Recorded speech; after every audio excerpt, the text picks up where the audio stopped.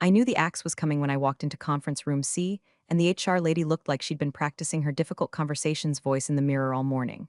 But what hit harder than the scripted compassion or the limp coffee was the goddamn fruit tray. Strawberries, cubed cheese, and lies, all laid out like it was someone's birthday, not my execution. Elaine, thank you for joining. This is part of a broader strategic realignment process. Ever hear your own heartbeat in your teeth? I did. Right about when she used the phrase sunsetting your position. Like I'm a dying website, I asked for clarity. She offered buzzwords: shifting priorities, value alignment, talent pipeline. Not one word about the fact that I was the pipeline. I built it. Every forecast deck, every client model, every proprietary risk matrix with my name quietly removed in final drafts, all mine. But sure, sunset me. Real gut punch came next. We'd love for you to help transition your knowledge to Ava. She's our new junior analyst. Just joined from the internship program. Really bright, Ava, all of 23. Probably still thinks Excel macros are witchcraft. And I'm supposed to hand her the keys to the empire, not the public-facing one. The real one, the algorithm I built after hours on my own machine with a thumb drive no one knew existed. And yet, I smiled, that I'd be happy to ensure a smooth transition. You don't survive 20 years in corporate America without learning how to smile while being filleted. By the way, if you're still listening and you haven't hit that subscribe button, go ahead and do it. Seriously. 97% of people just sit here eating popcorn and freeloading the drama. It actually does help the team. And trust me, things are about to catch fire. Back at my desk, I started my own version of sunsetting. Backing up what needed backing, cleaning what needed scrubbing, smiling at colleagues who avoided eye contact like I had contracted unemployment cooties. I said nothing. I watched everything. My real drive, the one with the full architecture of the Carter Forecast engine, the variable weighting system no one else understood, and every single receipt that proved it was mine, stayed unplugged. Tucked in my leather satchel, encrypted and password locked. They could take the office chair. They weren't getting the crown jewels. First day of Ava's training was Monday. She arrived early, nervous smile, holding a turmeric latte like it was a talisman against corporate rot.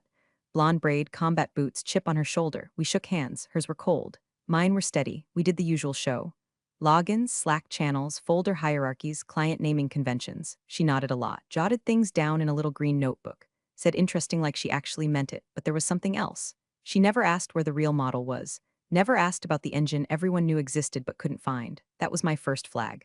The second came after lunch. An email from her, subject line blank. Just one sentence, Miss Carter. I know the real reason they're firing you. I stared at that line so long my coffee went cold. She didn't follow up. Didn't even look at me weird that afternoon. But every word of that sentence rattled in my spine like a locked cabinet someone had just picked open. I didn't delete the email. I printed it, folded it, slipped it behind a photo of my daughter in the drawer I'd already half emptied. Suddenly, this wasn't just a lame corporate betrayal anymore. This was something else. And Ava might not be the enemy. Ava didn't mention the email the next morning. Not when she asked for my notes on the June client churn, not when she cracked a joke about the printer smelling like burnt soup, not even when she complimented my boots. Just smiled like we were still playing make-believe, like she hadn't just thrown a grenade into my skull 18 hours earlier. I watched her while pretending to teach her. I talked about variance thresholds and modeling lag, and she nodded, sure. But it wasn't the clueless nod of a fresh grad hoping to fake it. It was focused, precise, like someone reviewing footage before a heist. She wasn't learning, she was confirming. And when I pulled up the old Q2 metrics dashboard, the one the execs had quietly phased out last year when they streamlined data access, she said, that's the one they replaced with the white-labeled pulse board, right? Nobody called it that. Nobody. Unless you'd sat in one of those sweaty internal briefings where overpriced consultants threw around names like Pulse Board and Insight Evolution while recycling my formulas with new logos. How do you know that? I asked, careful. I read fast, she said. Then, like she was ordering a sandwich, you should know Brad in BD has a second laptop he only uses when the India office calls. It's not company issued. His Slack alias is his sync. I didn't blink. Just filed that away, because that wasn't intern-level awareness. That was counterintelligence. Over the next 3 days, the little things piled up. Ava declined lunch invites from the marketing girls wisely. Said no to a welcome drink with the junior consultants, even wiser. Never left her notebook unattended. Knew which executive used the wrong font on slide decks, which meant his intern did most of his work. Knew which ones double-booked meetings to avoid answering real questions. And then Thursday afternoon, while reviewing some demo data for a fake sales pipeline report, she slid a post-it across the table. It read, "What's on the external drive?" She didn't look at me. Just stood, stretched, and went to refill her water like she hadn't just tossed me a matchbook labeled secrets. I didn't write back. I just took the post-it, crumpled it, pocketed it. But inside, something stirred. Not fear, not yet. Something older.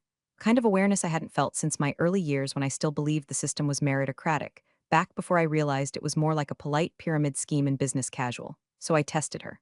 I started feeding her scrubbed versions of the model. Not the real one, that engine had teeth, but the kind with enough nuance to reveal who could actually read between the lines. She read between the lines. You weighted Q3 volatility by exit risk, but not by contract length. Why? She asked one morning, looking at the screen like she'd found a smudge on a painting. I didn't say I didn't weight it, I said, sipping coffee. She smirked. Just didn't put it where they'd think to look. That's when I knew. Ava wasn't a puppet. She wasn't here to replace me. She was here for something. And from the way she checked the corners of rooms before speaking, like she'd been raised by lawyers or wolves, I figured her reasons were personal, or maybe just precise. But that email, I know the real reason they're firing you. It wasn't bravado. It was a breadcrumb, and now we were following the same trail. Ava dropped the match on a Tuesday. It was raining, the kind of East Coast drizzle that makes the whole building smell like wet carpet and printer toner.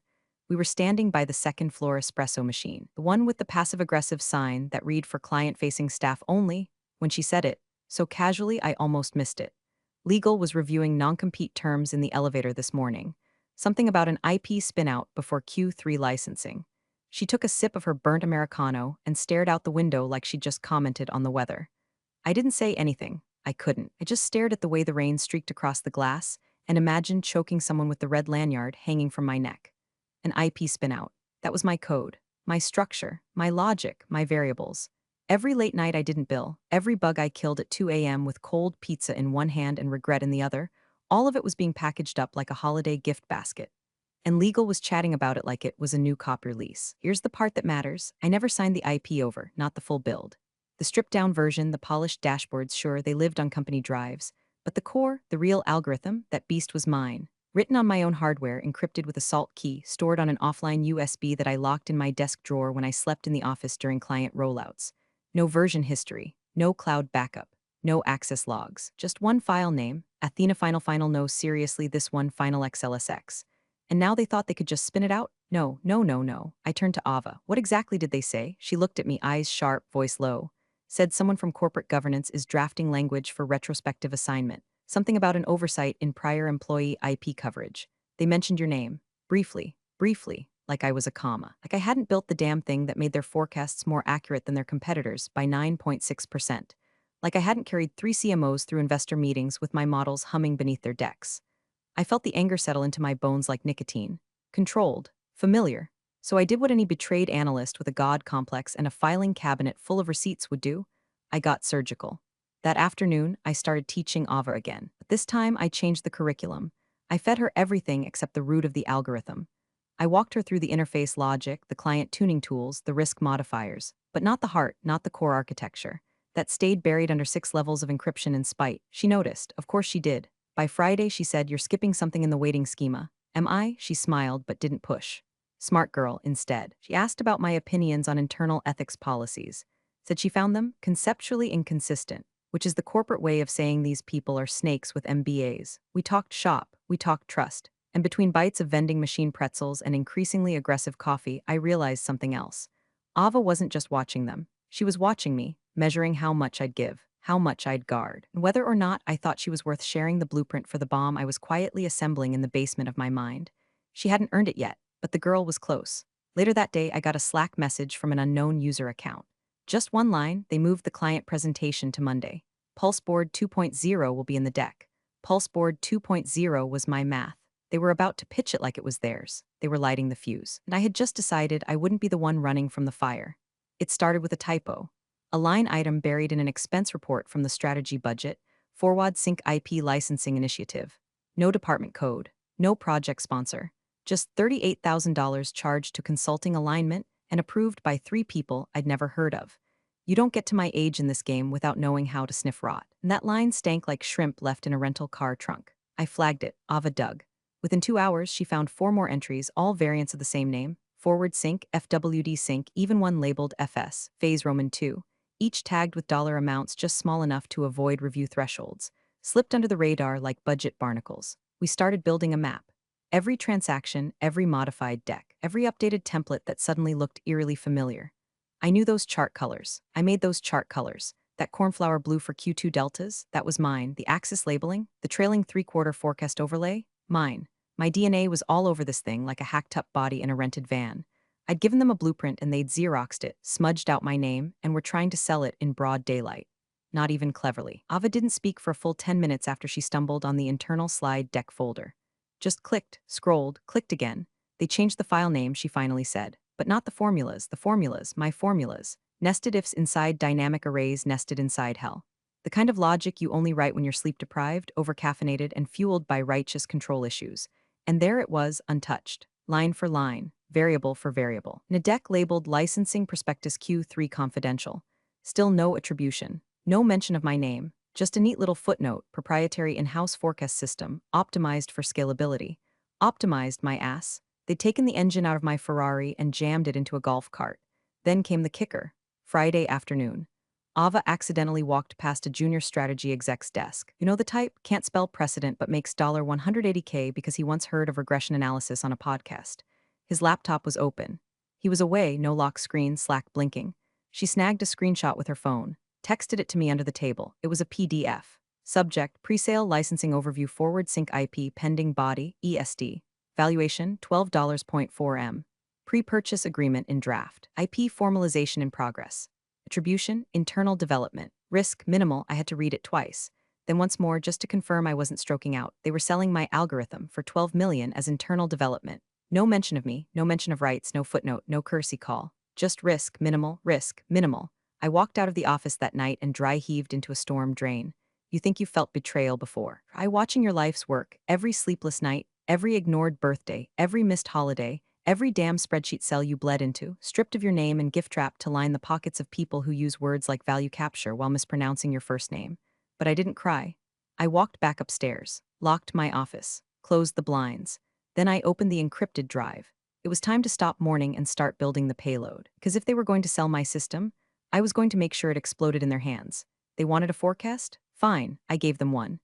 I took one of the old prototypes from the early build days, version 3.2 back when the math was still buggy and drunk on overfitting, and polished it just enough to pass as a beta.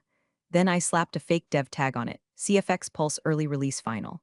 Capital letters, all caps final. That's the corporate equivalent of a security blanket. It projected a 17% revenue bump in Q3 for our West Coast logistics client. The real number, -6. I loaded it onto a sanitized USB, plugged into one of the shared dev terminals by the break room, and accidentally saved it to the shared drive where the data ops team poked around like blind raccoons in a compost bin. It took 2 days. 2. Next thing I hear, it's in the deck for the Sutter Creek pre-renewal call. The client, bless their obsessive little accounting department, cross-checked it with their own metrics and immediately called bullshit. I heard it from Ava, who was on the BCC of the follow-up email chain. Subject, urgent, forecast discrepancy clarification body. Please confirm methodology and variable weighting. Projection divergence exceeds 20% from internal metrics. Raises concern over model reliability. Exec reply, looping in BD plus ops for review. Let's regroup Monday. Translation, we have no idea what we just sold, but now it's on fire. I read that email while sitting in my car in the parking garage, chewing on the end of a Bic pen like it owed me rent. For the first time in weeks, I laughed. A deep, ugly, delighted laugh that echoed off the concrete like a damn victory gong. They had no clue. No clue it was fake. No clue it was me. No clue they just served a poison cocktail to a client who actually reads footnotes. That night, Ava slid me another list, names, titles, and Slack aliases, all the ones covering for the deal. The ones running interference.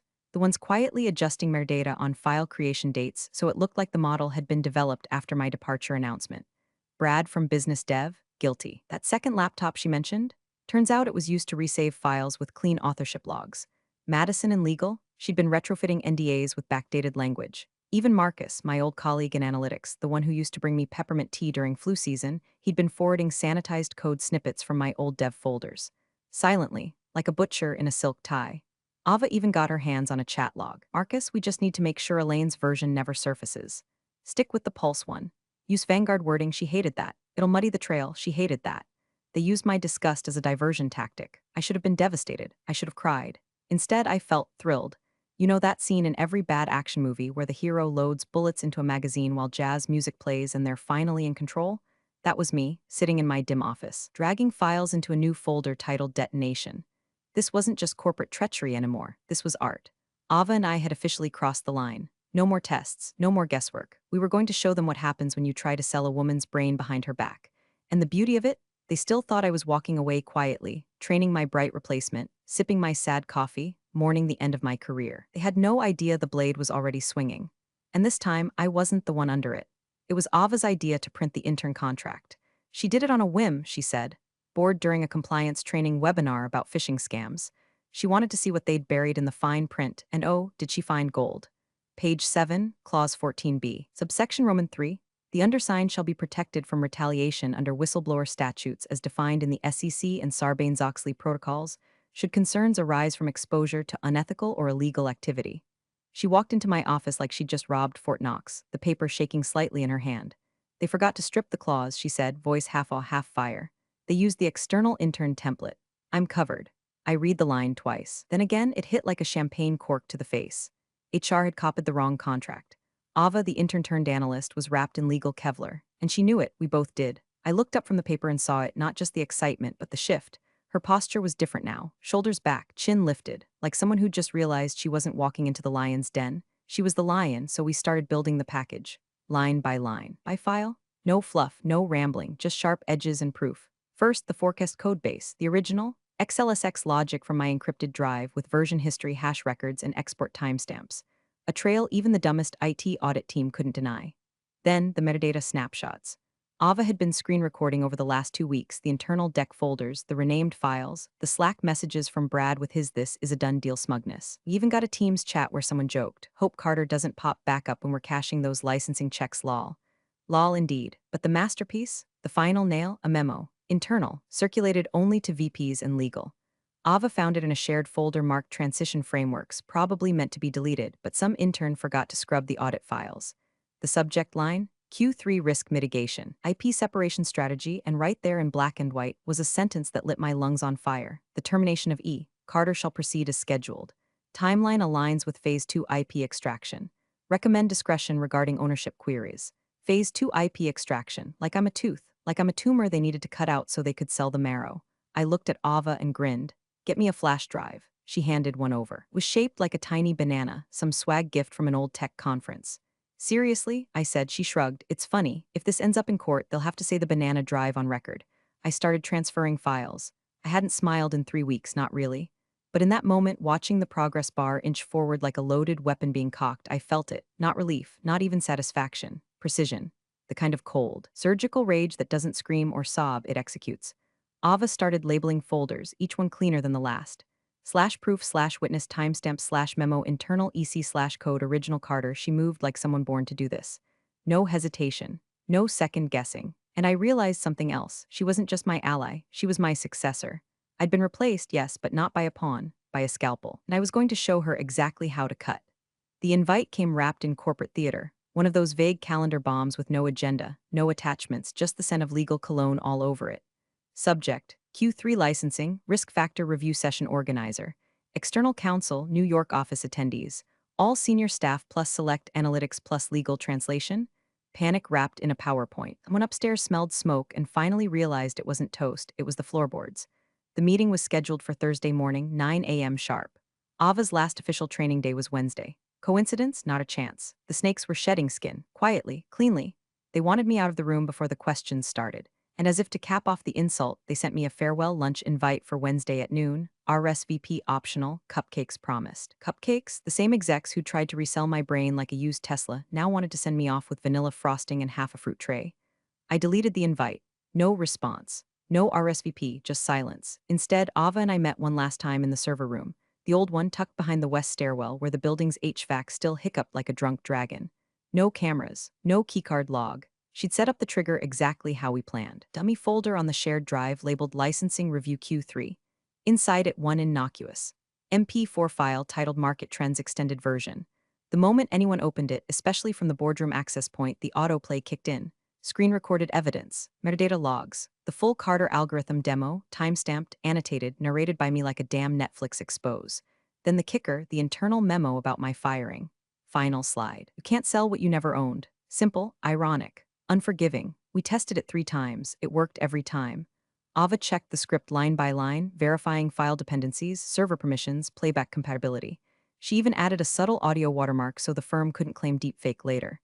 Failsafe's in place, she said, snapping the laptop shut. If they try to yank the LAN mid-play, it uploads a mirror copy to your burner drive and auto-emails it to the SEC's public intake box. I nodded. No words left, really. Just breathe. She looked at me for a long time, then asked, "You sure you want me to be the one to stay?" I smiled, soft but steady. "You're the one they trained." That night I cleaned out my office. No big gestures, no tears, just method. I left the mouse bed with the coffee stain shaped like Ohio. Took the red swing line I'd bought myself. Wiped the desk with a Clorox sheet. Deleted my Slack history except for one line, always double-check the math. At 6:13 p.m., I walked out of the building for the last time. Red wool coat, black satchel, banana-shaped USB in my pocket. The receptionist smiled. I didn't smile back. I didn't say goodbye to anyone. Didn't leave a note. Didn't turn back. Just stepped into the dusk like a ghost leaving a haunted house. The real show wasn't mine to run anymore. Ava had the room. Ava had the click. And the next time that boardroom screen lit up, they'd wish they'd let me take the cupcakes. They expected bullet points. They got a confession. 9:01 a.m. The projector flickered to life in the 14th floor boardroom, the one with the comically large conference table, the orchid centerpiece that hadn't bloomed in 3/4, and the thick glass that muffled shouting just enough to keep the interns guessing. Someone clicked the file labeled Market Trends Extended Version. The screen didn't flash to a graph, it played a recording. No music, no company logo, just a still frame of a cursor hovering over a folder titled Athena Build Root. Then a voice, my voice, calm, methodical, surgical. "Let's walk through what you've been selling." Slide by slide, the screen pulled them into the architecture, not the polished dashboard, but the real core. The math, the engine, the DNA, my variable trees, my version control logs, my IP timestamps, layered like sediment. Proof stacked on proof, each click eroding whatever plausible deniability they'd wrapped themselves in. Then the screen shifted, Slack screenshots. Decks in progress with metadata showing edits months before my firing. Internal messages flagged with tags like sanitize authorship, remove EC references, update version trail. At the 5-minute mark, the internal memo appeared. The termination of E. Carter shall proceed as scheduled. Timeline aligns with Phase 2 IP extraction. Recommend discretion regarding ownership queries. The room, once buzzing with the rustle of printed agendas and low murmurs, went dead silent. And then the final screen, white background, black text. You can't sell what you never owned. No fade out, no credits. Just the click of the video ending and the sound of someone's pen rolling off the table. First to stand was legal. "We need to pause this meeting," someone barked. Too late. The external counsel, who clearly hadn't been briefed on the internal memo, leaned forward, face pale. "Where did that file come from?" he asked. No one answered. Then came the phone buzzes. 3, then 6, then a wave. The buyer's rep, seated toward the end of the table with her arms crossed and a folder marked final term sheet, stood up, didn't say a word, and walked out. Left the folder behind. Someone from strategy tried to follow her. The door closed before he reached the hall. Someone else muttered, "We're screwed." Someone else shouted, "Who opened the goddamn file?" Someone else, "Was this Carter? Was this Carter?" But Ava sat there, silent, taking notes like a model intern at a masterclass in collapse. By 9:26 a.m., the meeting was called off. By 9:41 a.m., IT locked down shared drives. Too late. By 10 o'clock a.m., the legal team began internal interviews. By 10:17 a.m., Ava's login credentials still worked. At 10:28 a.m., she marked the recording as viewed.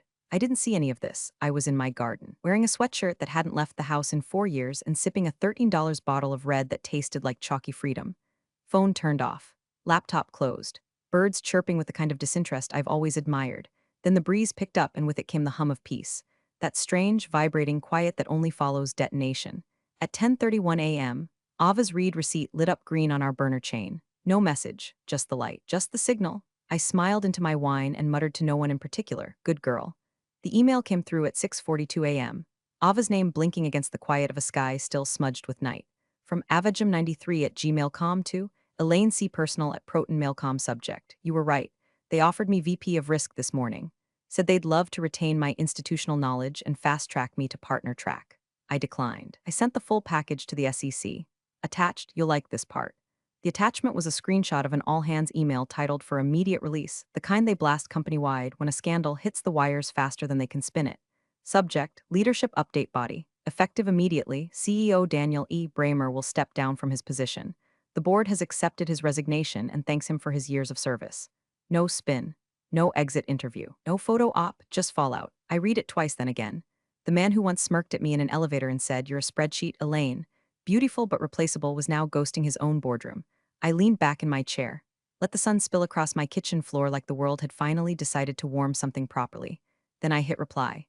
To avajam93@gmail.com subject. You were right. Body. Stay dangerous. No sign-off, no emojis. Just those 2 words sitting there like a knife on velvet. I watched the cursor blink, then closed the laptop. Somewhere downtown, I imagined her at her desk, clearing files, nuking bookmarks, wiping her Slack presence like a surgeon stripping gloves after an operation. Deleting her company login, one key at a time. Delete, and that was it, no speech. No revenge fantasy, just precision, completion. I wasn't devoured by the machine. I built the next one, and this time, it bites back.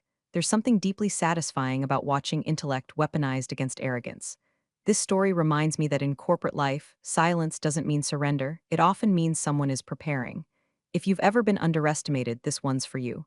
Strategy isn't loud, it's lethal. Thanks for watching, you cubicle warriors. Hit that subscribe button. Unless you're my old boss, then you're on your own. Revenge of the coffee pot strikes again.